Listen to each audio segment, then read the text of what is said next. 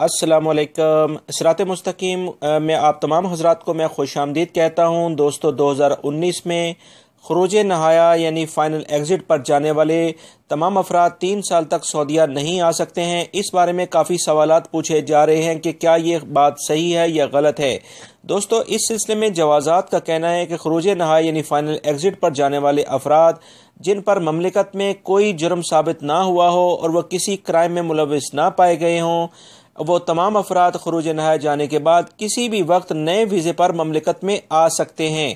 ان پر 3 سال یا 5 سال کا کوئی قسم کا بین نہیں ہے، یعنی پابندی نہیں ہے، اور وہ تمام لوگ جن کے پروفیشن پر سعودیزیشن ہو چکی ہے یا ہونے والی ہے تو وہ خروج نہایہ جا کر فوراً دوبارہ کسی دوسرے ویزے پر آ سکتے ہیں۔ پروفیشن پر بھی کسی بھی دوسرے پروفیشن پر آ سکتے ہیں، لیکن چھٹی جاتے وقت اگر وہ چھٹی کی میعاد ختم نہ ہونے کے بعد واپس نہیں آتے ہیں، یعنی کہ ایگزٹ ری انٹری ویزے پر جا کر واپس نہیں آتے ہیں، تو پھر ان غیر ملکیوں پر دوبارہ مملکت میں آنے کے لیے 3 سال کی پابندی ہے۔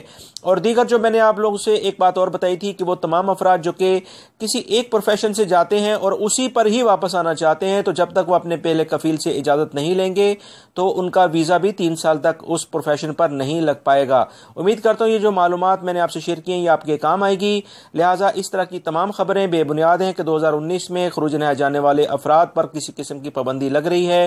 یہ سراسر من گھڑت اور جھوٹی خبریں ہیں، ان پر کان نہ دھریں۔ میرے چینل کو صحیح خبریں جاننے کے لیے پلیز سبسکرائب کر لیں، بیل بٹن لازمی پریس کر لیے گا۔ اپنا بہت سارا خیال رکھیے گا۔ السلام علیکم۔